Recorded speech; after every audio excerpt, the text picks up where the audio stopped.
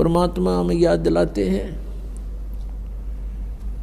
कि पुण्यात्माओं, तुम काल के जाल में फंसे हुए हो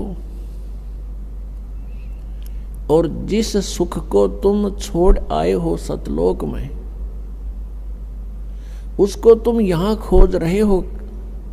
जो सुख आपको अपने घरों में होता है, उस फैसिलिटी को आप जेल में चाह रहे हो,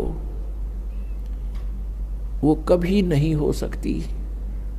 तो ये 21 ब्रह्मांड जेल है काल की।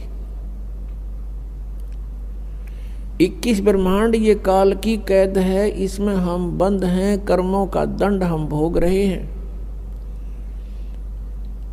और संस्कारों के बंधन से, रस्से से, बेड़ियों से हमें बांध रखा है और इस जेल में हम सुख ढूंढ रहे हैं।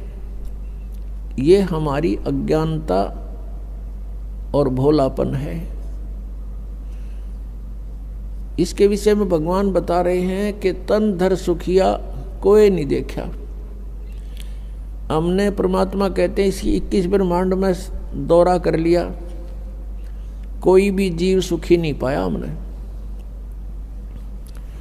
परमात्मा कहते हैं हम ब्रह्मा के पास गए तो वो महादुखी, विष्णु के पास गए उसने भी सैकड़ों चिंताएं अपनी बताई, शंकर जी के पास गए वो भी दुखी।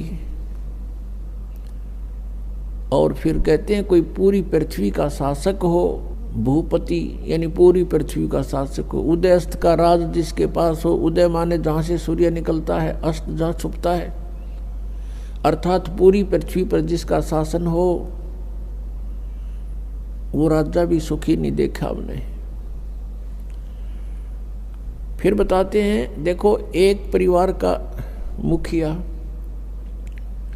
वो प्रबंधक होता है अपने परिवार का, और 5-4 सदस्यों के अरेंजमेंट में वो महादुखी हो लेता है, टेंशन हो जाती है, रात को नींद भी नहीं आती उसको।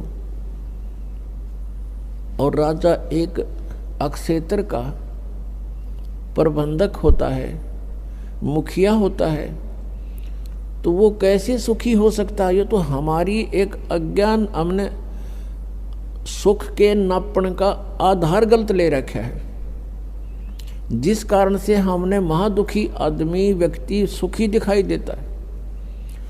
उसके लिए परमात्मा हमें बताना चाहते हैं कि भाई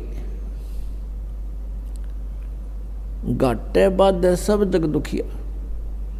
घाटा मीन हानि होगी किसी व्यवसाय में, वो तो नेचुरल दुखी, और जिसके घना धन हो गया वो महादुखी। 100 अरेंजमेंट सोचेगा, 20 लाख का बेनिफिट हो गया तो 50 लाख की कोई फैक्ट्री ला लेगा, अगले दिन मजदूरा हड़ताल कर माथा टेक कर बैठ जाएगा, क्या होगा, मेरे 1 करोड़ डूब गया, फलान डूब गया, रात दिन नींद नहीं आती उसको। कहने का भाव ये है कि यहाँ कोई प्राणी सुखी नहीं।